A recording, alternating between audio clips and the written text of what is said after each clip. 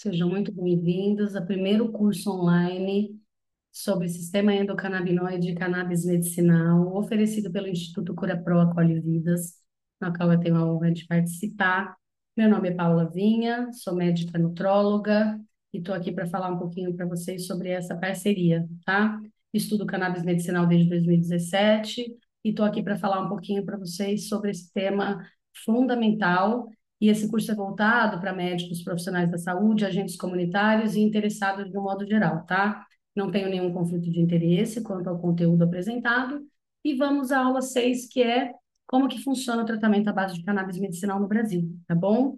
Primeiro, tá? A gente vai falar um pouquinho de histórico regulatório, que são como que foi a evolução das normas que permitiram acesso a cannabis medicinal no Brasil, modalidades de acesso, quais são os diferentes caminhos que os pacientes têm que seguir e os médicos prescritores para poder prescrever a cannabis medicinal, qual é o papel do médico e do prescritor nesse processo terapêutico, como que funcionam os processos de importação e de prescrição dos produtos de cannabis, tá? Então vamos lá, em 2014 a Anvisa autorizou pela primeira vez a importação de canabidiol para casos específicos de uma epilepsia refratária. Nós temos que agradecer muito às mães dessas crianças raras. Quem foi responsável por isso, por esse feito de 2014, foi a Catiele Fischer e o Norberto, que eles têm uma filha que chama Anne Fischer. A Anne tem uma doença raríssima que chama mutação CDKL5. Ela tinha crises convulsivas gravíssimas. A família trazia o canabidiol de forma ilegal dos Estados Unidos. Eles foram enquadrados na lei de tráfico de drogas pelo nosso governo brasileiro. E aí, com isso, tornou-se um movimento incrível que, graças a esses pais, essas mães das crianças atípicas, a Anvisa foi obrigada a autorizar. E inicialmente era só para algumas condições de epilepsia graves e que fossem refratárias a outros tratamentos medicamentosos, tá? Em 2015, a RDC 17 definiu critérios para importação individual mediante receita médica. A gente tinha que fazer uma receita dupla, carbonada, com relatório médico, só neurologistas e pediatras, neurocirurgiões podiam prescrever, tá? Depois disso, em 2016, 2017, os outros médicos já começaram a poder prescrever para outras situações, mas porém ainda sem muito respaldo, né, da Anvisa. Em 2019, a Anvisa fez uma RDC, uma RDC A327, que autorizava a comercialização de produtos à base de cannabis nas farmácias brasileiras. E aí, o que que acontece? As empresas tiveram que começar a se organizar, empresas grandes, para vender os produtos de cannabis medicinal dentro das farmácias e grandes redes de drogarias aqui no Brasil, através de uma série de normas e quesitos que eles tinham que cumprir para poder trazer esse produto para o Brasil. Ele não era feito aqui no Brasil e ele começou a aparecer nas farmácias do nosso país, mediante a prescrição de receita controlada, receita azul e receita amarela, dependendo da quantidade de THC que tem em cada um. Em 2020, tivemos a RDC 335 e a 660, que consolidaram as normas de importação, simplificando o processo para os pacientes. O que que é isso? A RDC 327 o médico confia, você confia no médico, ele te dá uma receita azul, você vai na farmácia e compra o produto, não tem que esperar 20 dias nem nada para chegar o produto. Já na RDC 660, que aqui funcionou desde o começo, desde 2014, é uma confiança mútua entre o profissional e o paciente. Então, o profissional fala, olha, eu quero te dar tal produto, mas ele não é registrado na Anvisa, só que você pode importar. Então, o paciente pegava a receita, entrava com um pedido de autorização de importação na Anvisa e recebe o produto na casa dele, vinculado ao CPF dele, na dose que a gente recomendou e na quantidade de frascos que o médico recomendou, tá? Além disso, a gente tem as associações de cannabis medicinal no Brasil, que começaram com pessoas individuais solicitando habeas corpus para plantio, extração e comercialização do produto. E aí a gente ainda tem essa opção também que eu vou falar mais para frente, tá? Que é o caso da CuraPro. Em 2025, o STJ manteve o prazo para regulamentação do uso da cannabis medicinal com THC abaixo de 0,3%, que é o considerado um óleo rico em canabidiol que vem do cânhamo, que é uma cannabis mais inocente, tá bom? Quais são as modalidades de acesso, tá? Primeiro, a RDC 660, que autoriza a importação individual, que foi como toda a história começou. É realizada mediante a prescrição médica e cadastro na Anvisa, permitindo que o paciente importe diretamente produtos que não existem no mercado nacional, tá? Como funcionam os produtos nacionais? Como eu já falei antes, essa é a RDC 660, eles estão disponíveis nas farmácias e grandes drogarias. Requerem receita tipo B, que é azul, para produtos até 0,2% de THC, ou tipo A, que é amarela, para concentrações maiores de 0,3% de THC, mesmo que 0,2% de THC. As associações de pacientes, como o Instituto CuraPro, eles produzem e distribuem produtos para os seus associados mediante uma autorização judicial, representando uma alternativa importante para pacientes com dificuldades financeiras, tá? Por ser um preço mais acessível e por o produto chegar mais rápido em casa. Outra modalidade de acesso é o autocultivo. O autocultivo, ele é permitido apenas mediante um salvo-conduto judicial, sendo uma opção para pacientes que precisam de tratamento contínuo e possuem condições para o cultivo doméstico. Então, tem pacientes que antes da gente poder ter a importação, já começou a plantar, fazer extração do óleo em casa, e foram assim que as associações foram surgindo. Então, existem pessoas que não querem comprar, existem pessoas que querem produzir o próprio óleo. Essas pessoas podem entrar na justiça e solicitar que o juiz conceda um salvo-conduto judicial para que ela possa fazer a plantação em casa, desde que ela mostre que ela tem competência para plantar e cursos realizados para poder fazer a extração, tá, do produto. Além de laudos médicos, enfim, aquele monte de burocracia que precisa.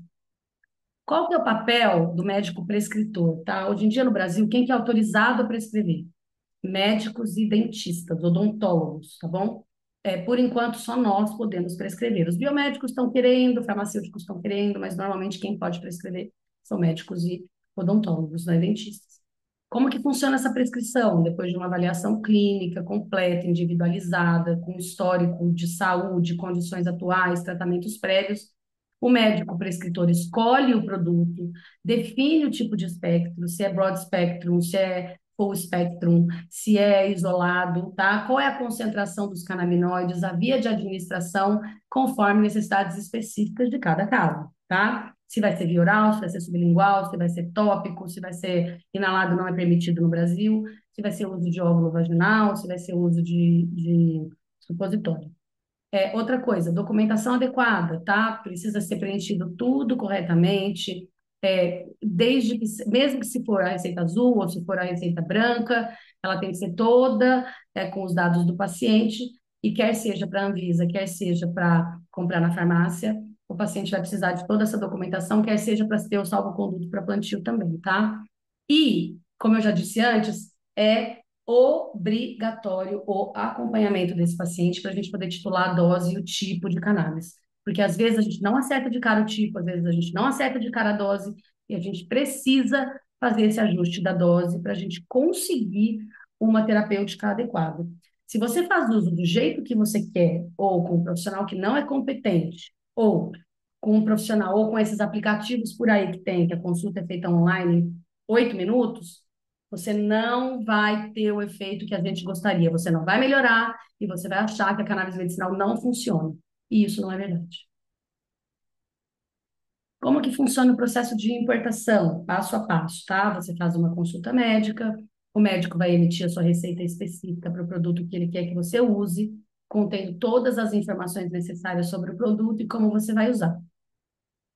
Normalmente, o paciente pode entrar ele mesmo no site do Portal Gov e fazer o cadastro no portal da Anvisa, ou mesmo as empresas de cannabis ou a secretária do médico podem ajudar o paciente a fazer esse processo via Portal Gov. Aí ele vai preencher o formulário eletrônico com seus dados pessoais, informações médicas, e ele vai inserir essas documentações, né? A gente não precisa mais de termo de consentimento e nem de laudo médico, só se for para o salvo-conduto, tá? Para a importação, a gente não precisa mais. A partir do momento que essa sair a Anvisa, antes ela levava até 10 dias úteis, hoje a grande maioria das Anvisas sai em um dia, tá?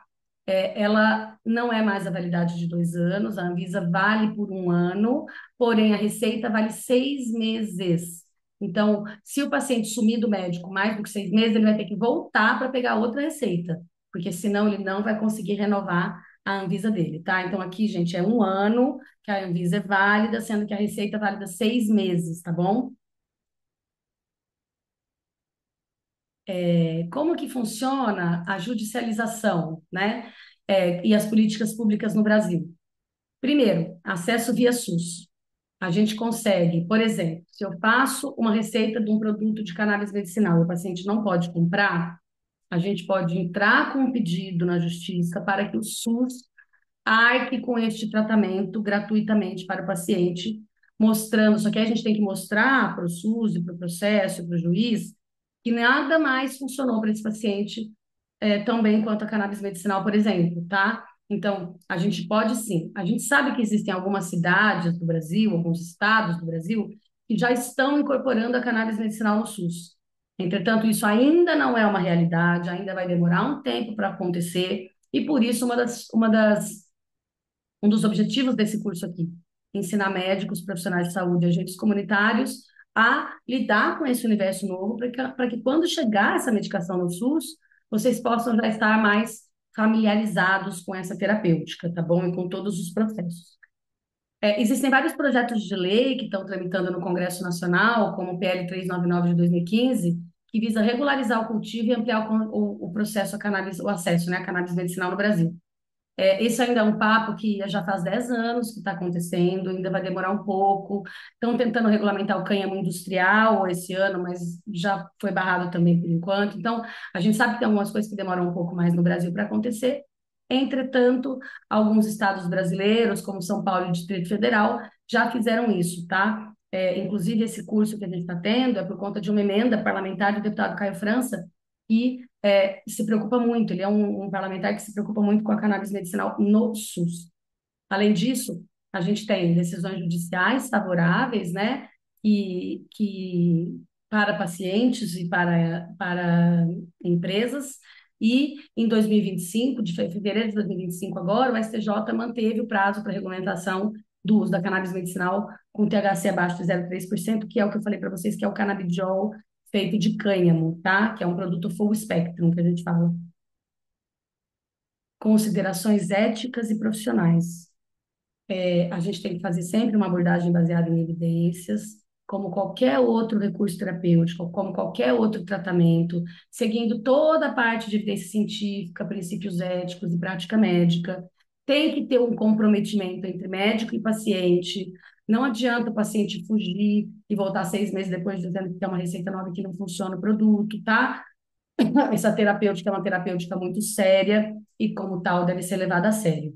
Além disso, você prescrever um produto de cannabis medicinal é responsabilidade do profissional prescritor em conjunto, em comum acordo com o paciente, tá? Que também vai fazer com que esse tratamento consiga ser efetivo usando direito à medicação, e ele tem que ser informado sobre riscos e benefícios de entrar em contato com o profissional, caso ele sinta que não está sendo beneficiado, ou que a dose já está mais alta do que deveria, ou que ele está tendo sonolência, tontura, enfim, muita fome, o que quer que seja, tá? Além disso, a gente pode ter também um acompanhamento multiprofissional, envolvendo médico, farmacêutico, psicólogo e outros profissionais de saúde, para que esse paciente tenha um cuidado integral e, consequentemente, o tratamento com o produto de cannabis seja muito mais efetivo. Essa foi a nossa sexta aula. Queria agradecer a todos. Lembrando que eu estarei com vocês daqui a pouco, na sétima e na oitava aula, terminando esse primeiro módulo.